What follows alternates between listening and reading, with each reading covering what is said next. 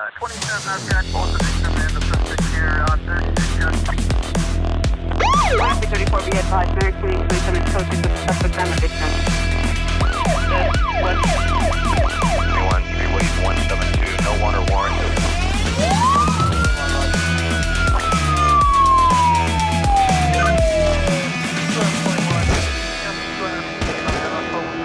Perfiles Mortales. Bienvenidos una vez más aquí a Perfiles Mortales, un lugar donde su anfitriona Berenice Hernández, acompañada de la psicóloga Patricia Wan, hablaremos de historia y vida de ciertos personajes que debido a sus actos y crímenes se convirtieron en asesinos seriales reconocidos por todo el mundo. Pati, ¿cómo estás? Hola, pues ya aquí contigo para seguir hablando de estos personajes pues místicos y ahora sí que subrayados por nosotros para entender por qué hicieron lo que hicieron. ¿Por qué son las personas que fueron y por las que son reconocidas? El día de hoy vamos a hablar de una persona que atemorizó a la ciudadanía de California en el país vecino de Estados Unidos, una persona que hasta incluso hace unos cuantos años todavía era un enigma, pues se creía lo suficientemente inteligente para timar a la policía y jugar con ellos, mandándoles mensajes codificados sobre su identidad y sus crímenes, y que realmente nunca fue atrapado. Hablamos del asesino del Zodiaco.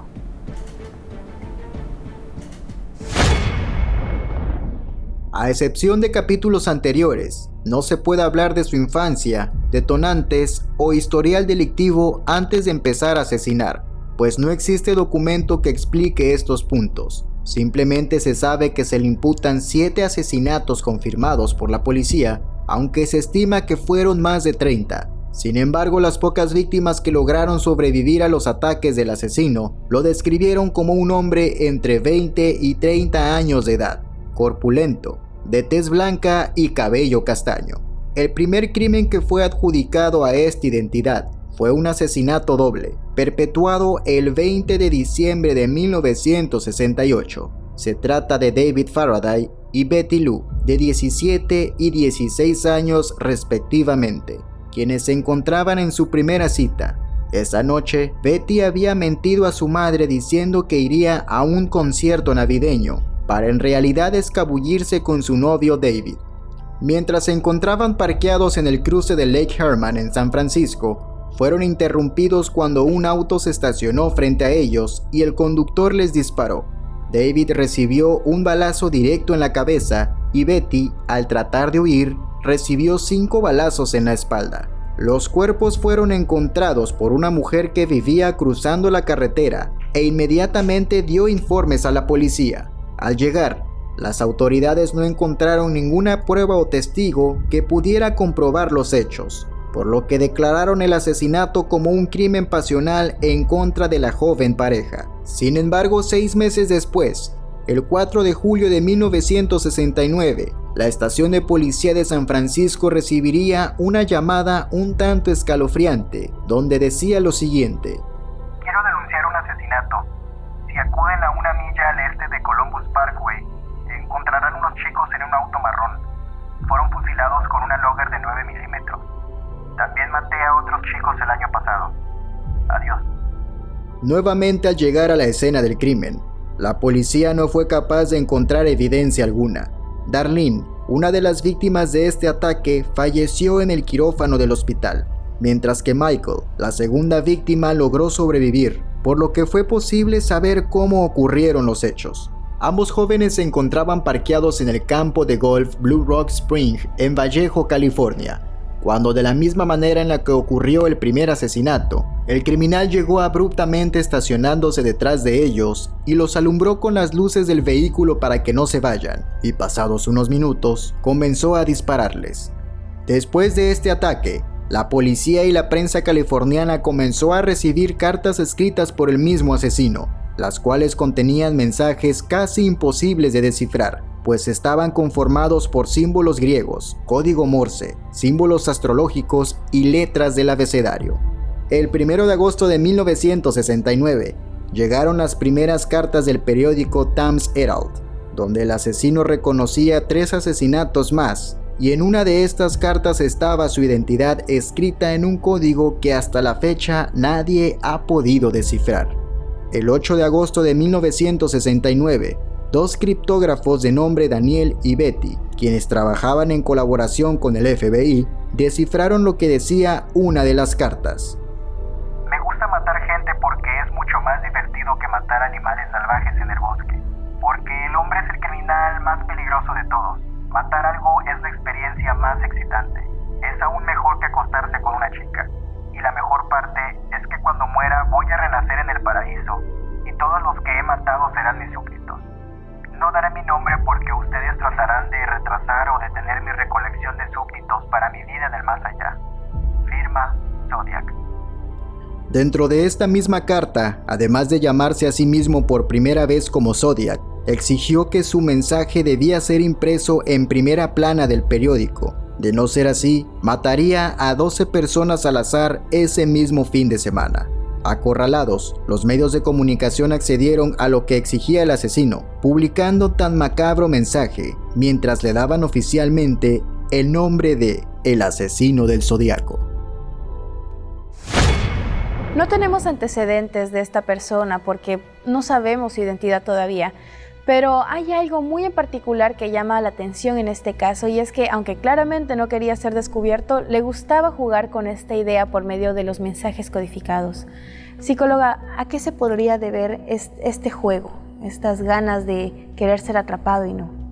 Pues yo creo que, te comentaba hace un rato que él sí nació siendo un psicópata, o sea, analizaron su cerebro, ya tuvieron la oportunidad de analizar su cerebro y se confirma que él sí estaba dentro del rango de la psicopatía, o sea, su cerebro nació así, malévolo, ¿sí?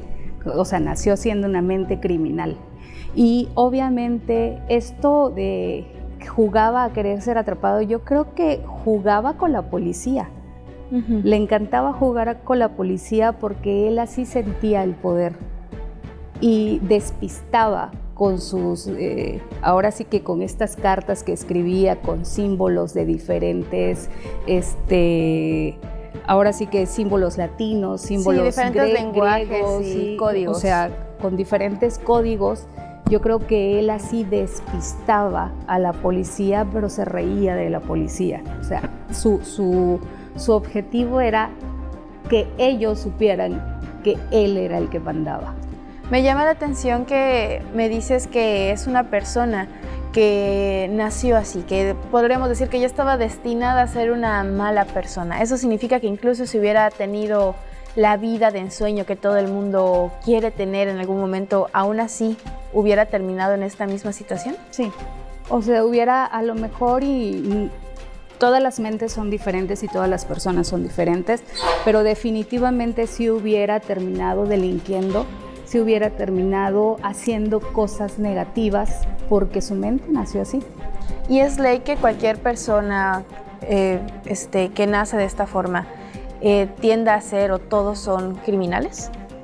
Regularmente sí, o sea, regularmente se les apasiona como este mundo en donde tienen que jugar a los fuertes, donde tienen que jugar a los que ellos son los que mandan, donde les apasiona el romper las reglas establecidas, ¿sí? Eso les trae como placer. Estas personas nacen siendo narcisistas y sus vínculos son completamente narcisistas. Se ha hecho estudios en bebés que tienen estas características y son bebés que no mantienen la mirada, son bebés que lloran todo el tiempo, son muy irritables, ¿sí? Son bebés que desde sus reacciones son muy agresivas, ¿sí? Entonces, todos, o sea, no se puede decir iba a terminar matando, pero sí iba a terminar rompiendo reglas, burlándose de la policía, metiéndose en delitos cortos o grandes. Claro, realizando alguna de estas anomalías dentro de la sociedad. Así es. Bueno, pues conozcamos más acerca de la vida delictiva de este psicópata. Los asesinatos continuaron durante mucho tiempo, por lo que para septiembre del mismo año ya habría cobrado las vidas de las siguientes víctimas: Brian Hartnell, de 20 años, Cecilia Ann, de 22, quienes fueron apuñalados múltiples veces a la orilla del lago Lake Berryessa. Mientras comían, el asesino del Zodíaco se acercó a ellos bajo la historia de que era un exconvicto y necesitaba un auto para ir a México. Después de cometer el crimen en el auto, el Zodíaco escribió unas coordenadas y reportó su crimen a la estación de policía. A pesar de que esta vez la policía encontró huellas en el teléfono del que éste llamó, no pudo encontrar nada más que los llevara al sospechoso. Después de asesinar a un taxista de nombre Paul Stein, de 29 años, quien tuvo la mala suerte de cruzar por el mismo camino que el asesino, un grupo de 3 jóvenes que presenciaron el crimen llamaron a la policía y declararon lo que vieron. Un hombre corpulento de 30 años aproximadamente, castaño y de tez blanca. El racismo y la discriminación no se hicieron esperar, pues las autoridades asumieron que el criminal era una persona de color, cosa que le dio ventaja al Zodíaco.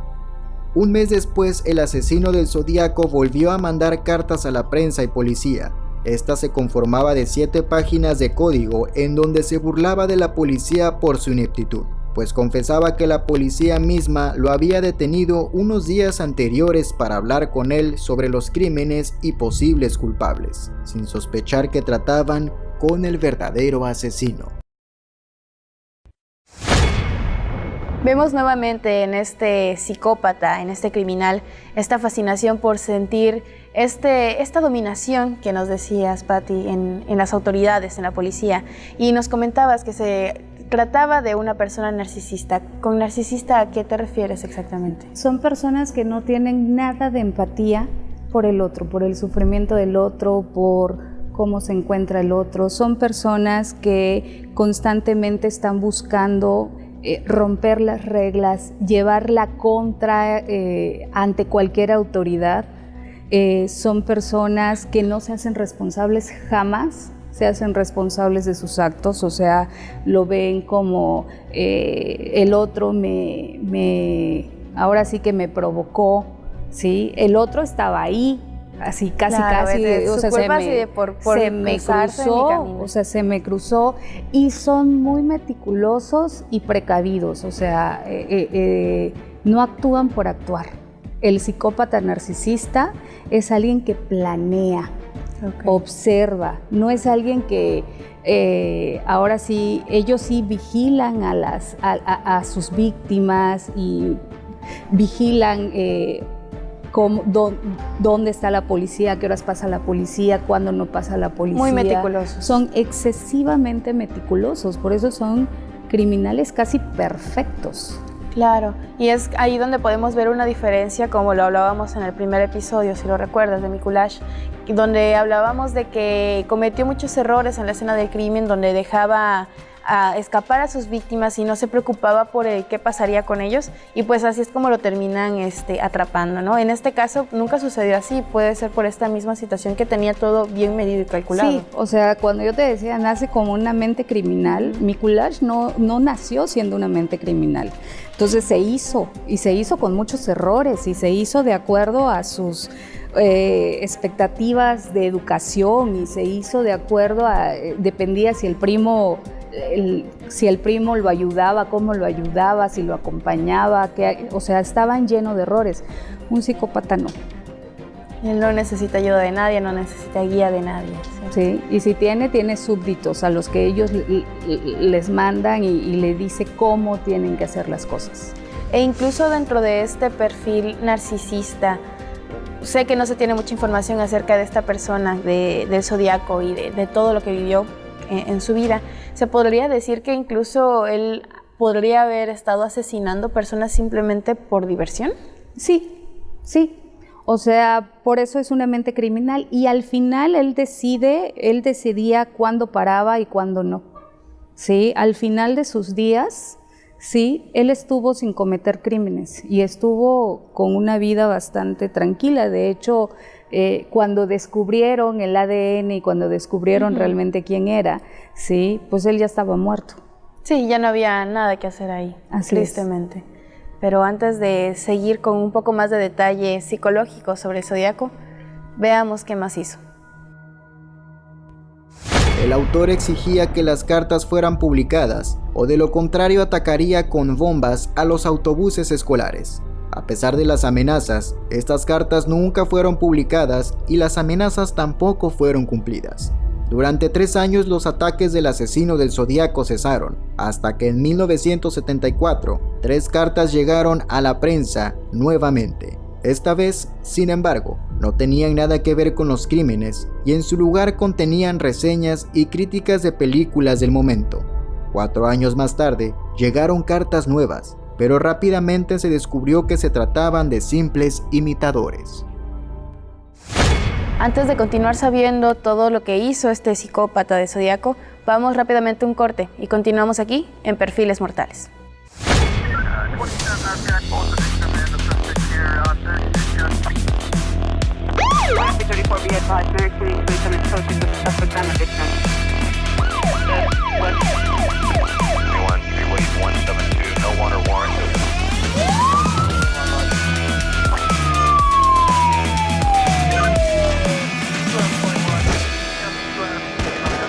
Perfiles Mortales. TRC, la señal de todos. 27 Jack, both the victim and the suspect here on 36 34 be advised, very serious victim is posted with the suspect and the victim.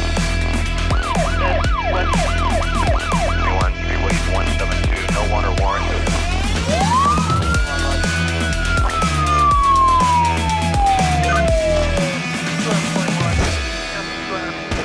Perfiles Mortales.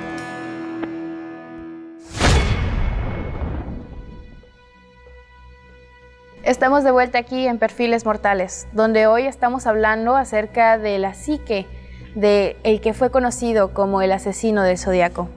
Y Patti, podemos ver aquí un cambio distinto. Hablábamos de que le gustaba estar en contacto con la policía por medio de los mensajes, de los códigos que él mandaba, donde decía incluso su identidad y los detalles de sus crímenes que nunca fueron resueltos por la policía.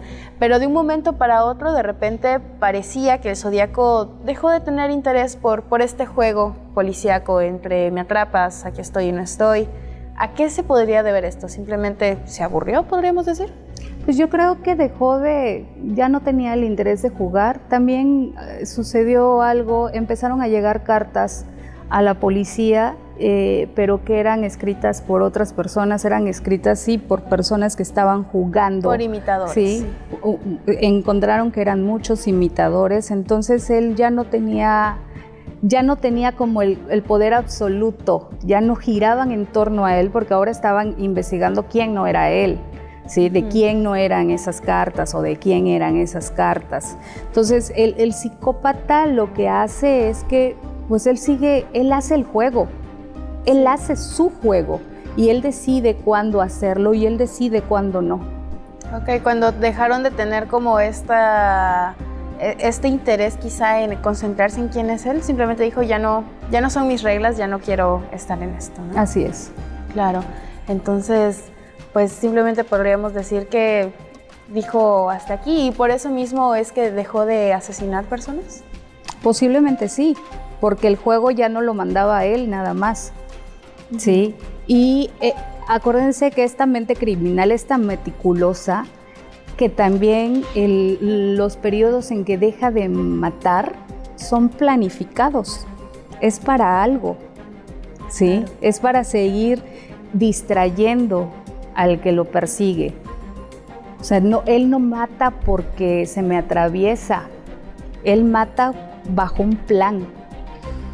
Claro, y ya no lo estaba cumpliendo. Exacto.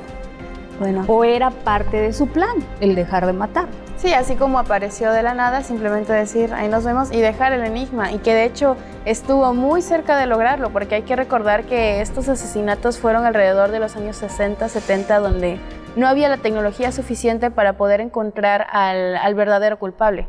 Y de hecho hubieron muchas personas que se creía que podían ser, pero al final no resultó en nada. Vamos a verlo.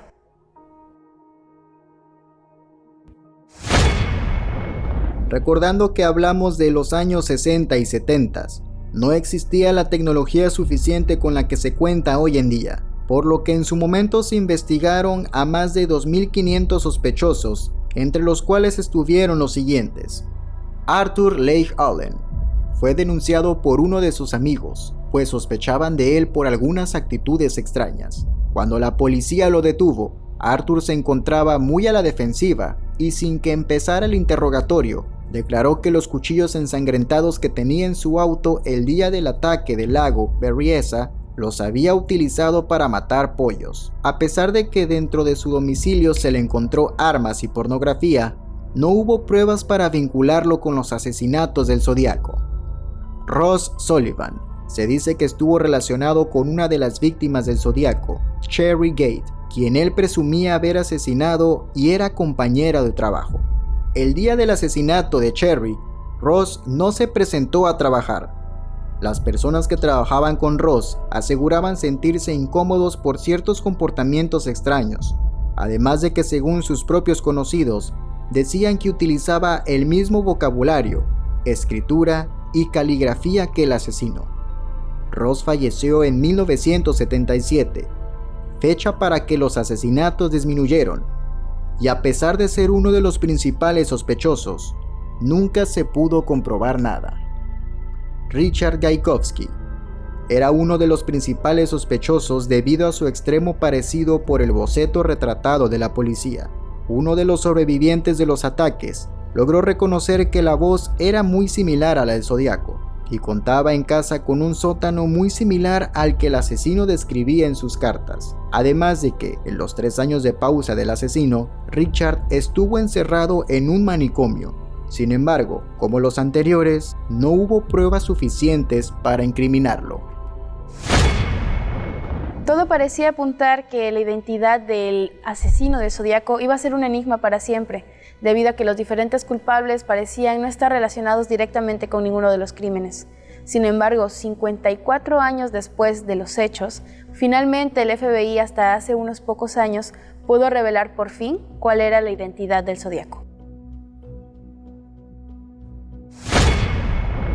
El 18 de mayo del 2024, un comunicado de The Case Breakers, una organización de investigadores privados como detectives y periodistas retirados, encargados de dar ayuda para los casos no resueltos, volvió a sacudir al mundo con una nueva información respecto al asesino estadounidense más emblemático del siglo XX. En este comunicado se dio a conocer la identidad del asesino que atemorizó a las personas en la bahía de San Francisco. Se trataba de Gary Francis Post, un veterano de la Fuerza Aérea estadounidense que falleció el 23 de agosto del 2018 a los 80 años. Pero, ¿cómo llegaron con él? Se dice que en el año 2014, un hombre llamado Chris Avery llegó a una televisora de California para hablar con los productores acerca de que el asesino del Zodíaco había intentado asesinarlo al descubrir su identidad. Al pedir pruebas de veracidad de su historia, Avery mostró una fotografía donde un hombre veía a la cámara estando frente a un venado que había cazado. Aunque usaba lentes de sol, la cara del hombre le recordaba muchísimo al boceto hecho por la policía. Sin más espera, los productores llevaron a Avery a la estación de policía, donde inició nuevamente un análisis e investigación de las cartas del Zodíaco. Esta investigación en contra de Gary Francis Post inició desde el año 2014 y se encontraron evidencias directas en el año 2016. Sin embargo, debido a problemas con la policía y autoridades, la investigación en contra de Post se vio parada por más tiempo, por lo que nunca fue posible culparlo en vida. Además del parecido físico entre el boceto y la persona, así como la misma cicatriz en la frente y coincidencias en las huellas de los zapatos, por medio de pruebas de ADN de Gary Francis Post, junto con la tecnología actual, se pudieron encontrar coincidencias de en las escenas del crimen de 5 de los 13 asesinatos adjudicados al asesino, dándole fin de esta manera a uno de los mayores enigmas del expediente negro estadounidense. Parece increíble la forma en la que la tecnología puede ayudar a resolver esta clase de casos que incluso cuando sucedieron mucho tiempo atrás, ahora se puede dar una cara al culpable de esta situación. Tristemente, como hemos visto, no se pudo dar la justicia merecida al culpable porque éste ya había fallecido. Sin embargo, se le puede dar un alivio a los familiares, psicóloga, después de decir quién fue la persona responsable de estos asesinatos. Sí tiene un valor simbólico, o sea, sí tiene un valor simbólico el hecho que ellos sepan quién es y que ellos sepan que ya no están. Obviamente nunca van a reparar su pérdida y nunca van a reparar el dolor a través de cómo se dio la pérdida, ¿sí? Pero sí tiene un valor bastante importante como para cerrar su caso en su mente. Sí, aunque quizá no hayan podido ver en un plano físico a esta persona siendo encarcelada, siendo enjuiciada, pues el simple hecho de saber el culpable y su verdadera identidad, pues da un descanso a la mente. Sí, da un descanso a la mente y muchos de ellos, leía yo, que se sentían en persecución constante, ¿sí? Que se sentían sentían que iba a aparecer en cualquier momento. Yo creo que al saber que ya no estaba, que no podía seguir haciendo eso también cerraba como esta sensación de sentirse perseguidos. Claro, bueno, pues nuevamente muchas gracias, Pati, por estar una vez más aquí. Cuando quieras, aquí estoy contigo. Muchas gracias y muchas gracias a todos los que nos están viendo en este momento por quedarse una vez más aquí en este episodio de Perfiles Mortales. Yo soy Berenice Hernández y nos vemos en la próxima.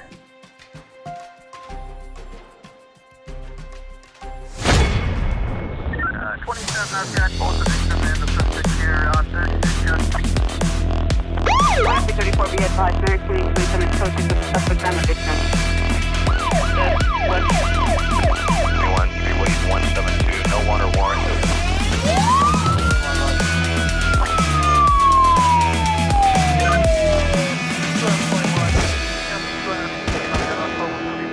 Perfiles Mortales.